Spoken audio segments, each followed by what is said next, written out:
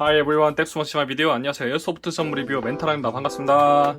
이번 리뷰는 지난번 데네슨에 이어서 또 리볼버인데요. R45. 배틀그라운드 느낌이 설살 나죠. 무거워라. 박스는 정말 진짜 뭐 없네요. 또 14지상용이고 열어봅시다.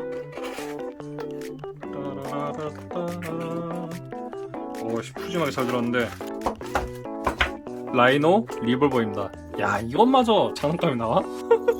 괜찮은데.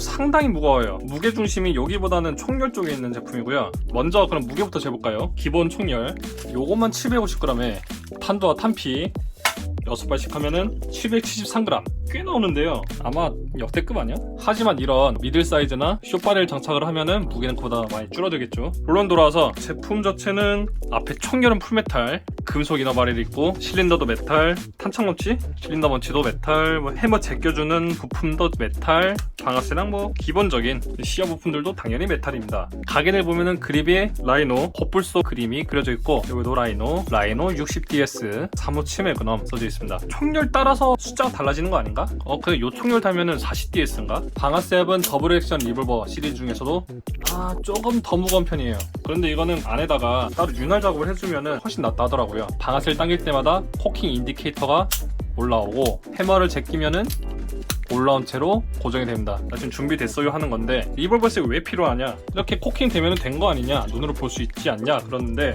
라이노는 그런 구조가 아니죠. 얘가 해머가 아니에요. 해머는 요 아래쪽에 있습니다. 얘는 해머에 연동된 부품일 뿐이죠. 그래서 코킹을 하고 나면은 앞으로 돌아오고 지금 얘 코킹이 되는지 안 되는지 모르니까 인디케이터가 올라온 겁니다. 근데 격발을 하면은 싱글 액션이 발사가 되는 거죠. 가는자 가는쇠 같은 거는 기본적으로 몰드고 위에 나사도 몰드인 것 같네요. 버튼을 아래로 내려주면은 잠근 자체가 풀리고 실린더가 옆으로 제껴집니다. 이렇게 누르면은 통째로 움직이는 게 아니라 별 모양 갈퀴만 빠지네요. 여기 작동 구조를 보시면은 공이가 아래쪽에 가 있죠. 왜냐면 총열이 여기 위에가 아니라 아래에 있기 때문이에요. 그래서 이 특유의 아래로 내려간 총열 디자인 때문에 반동은 비교적 적다고 하는데 말에 좀 어폐가 있어요. 제가 옛날에 실총 벡터랑 실총 라이노를 둘 다 쏴봤어요. 라이노는 457 매그넘을 넣고 쏴봤는데 38이 아니라 반동으로 오는 충격 자체가 어디 사라진 게 아니잖아. 아래로 온 만큼 총구가 위로 팍 들리는 게 아니라 이렇게 들어옵니다. 그런 진짜 손바닥이 너무 아파. 전에 45공용이나 357맥은 다른 권총 쐈을 때 특히 데저트릭을 쐈을 때도 이렇게는 안 아팠거든. 그냥 데저트릭을 357을 넣어도 위로 빵 이렇게 올라올 뿐이지 손이 그렇게 아프진 않았는데 발사할 때 축이 이렇게 있다 보니까 이렇게 때려요. 손이 빡 똑같은 357을 쏘면서도 중간에 포기하고 싶었던 총은 얘가 처음입니다. 이게 좀 많은 사람들이 환상을 갖고 있어서 그런데 좀 힘들었고요. 아무튼 다시 열어보면은 가운데 축은 탄창 멈치 같은 거죠. 발을 하면은 순간적으로 해머가 때려줍니다. 그렇다고 걱정하지 마세요. 이런 것들은 실탄이 들어가지 않게 사이즈가 살짝 디포름에 돼 있기도 하고 재질 자체가 실총에서 쓰는 그런 강한 금속이 아니에요. 플라스틱의 경금속이기 때문에 만약에 여기다가 화약을 넣고 악용을 했다 치더라도 총알이 나가는 걸 걱정하는 게 아니라 쏘는 사람 손이 날아가는 거를 걱정하셔야 됩니다. 이거 실총 나가는 구조 아니에요? 그럴 걱정할 필요 없어요. 그리고 이런 걸로 이메일 보내지 마시고 데네슨도 그렇고 스칼마샤도 그렇고 장난감은 좀 장난감으로만 즐겨주시길 바랍니다. 돌아와서 칼라 파트 자체는 제가 칠했어요. 이 부분에 살짝 투명하게 빨간색이 칠해져 있긴 한데 옆에서 좀 보였으면 좋겠다 싶어가지고 페인트 마카로 여긴 덧칠하고 양옆에 연지곤지를 찍어줬고요. 상하부에 레일이 있는데 굳이? 아니야. 달아봤자 이렇게겠죠. 이번에는 장전해볼게요. 똑같이 스프링 압축식 탄피인데 탄피를 눌러봤자 들어가지 않아요. 그래서 같이 챙겨준 이 부품을 여기다 꾹 눌러서 로드해주고 탄두를 껴줍니다. 네, 이렇게 해요. 얘처럼 좀 빡빡하게 껴진 애들이 있고 얘는 조금 흐물흐물하죠. 뒤집어서 안 빠진 애들이 있는데 얘처럼 이렇게 쑥 빠진 애가 있어요. 귀찮지만 얘 같은 경우에는 이렇게 또 테이프를 붙여서 끼니까 딱 맞네요.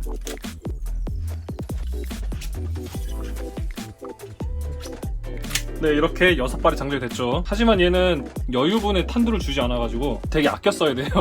여러분들 원하면은 금속 탄피와 탄두를 좀 추가적으로 사셔야 됩니다. 네, 미스터 킴에다가 싸우죠. 먼저 코킹하고 쫙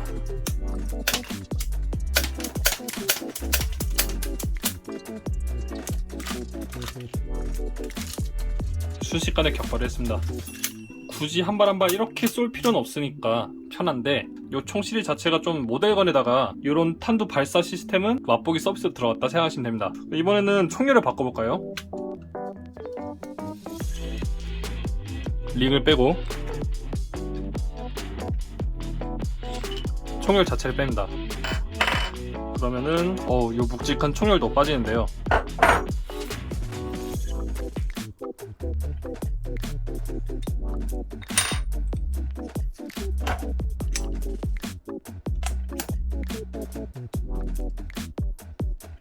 네, 이렇게 갈아 끼면 되죠. 무게감도 훨씬 마음에 들고 좀 가벼워진 만큼 휴대용으로는 모르겠네요. 애초에 이런 걸 휴대할 이유가 뭐 있어. 맨날 실총으로 썼던 사이즈가 요만한 걸로 기억을 해요. 한 칸 더 있던가.